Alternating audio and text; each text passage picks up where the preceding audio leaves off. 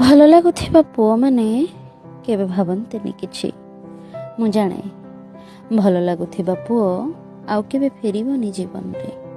ସେ ସେଠି କେବେ ଥିଲା, ସେ ପ୍ରଶ୍ନର ଉତ୍ତର ବି ନାହିଁ ମୋ ପାଖେ ଠିକ୍ରେ।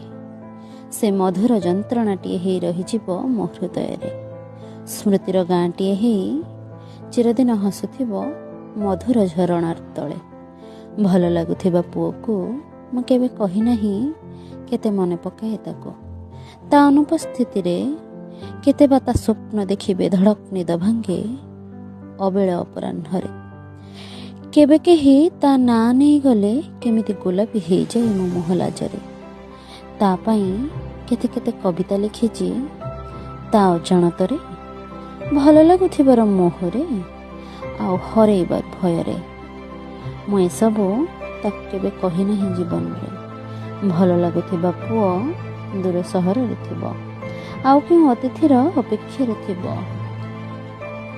ସେ କ'ଣ କେବେ ଭାବିଥିବ ସେ ତାକୁ ମେଞ୍ଚ ମେଞ୍ଚ ନାଲି ରଙ୍ଗ ଯାଚିଦେଲା ବେଳେ ସେ ନିଜେ କାହା ମୁହଁରେ ଗୋଲାପୀ ରଙ୍ଗ ହେଇକି ବି ଲାଗିଥିବ।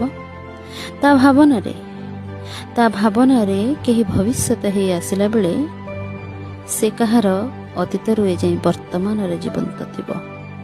ଏକଥା ସେ କେବେ ଜାଣି ନପାରିବ। ଭଲ ଲାଗୁଥିବା ପୁଅମାନେ କେବେ ବୁଝିପାରନ୍ତିନି କିଛି। ଭଲ ଲାଗୁଥିବା ପୁଅମାନେ କେବେ ବୁଝିପାରନ୍ତିନି କିଛି। ସେମାନେ ନିଜ ଅଜାଣତରେ ନିଜ ଢେଉରେ ଭାଙ୍ଗି ଦିଅନ୍ତି ନିଜ କୂଳର ବାଲିଘର। ଭଲ ଲାଗୁଥିବା ପୁଅମାନେ ବୁଝିପାରନ୍ତିନି କିଛି। ଭଲ ଲାଗୁଥିବା ପୁଅମାନେ ବୁଝିପାରନ୍ତିନି କିଛି। ଧନ୍ୟବାଦ।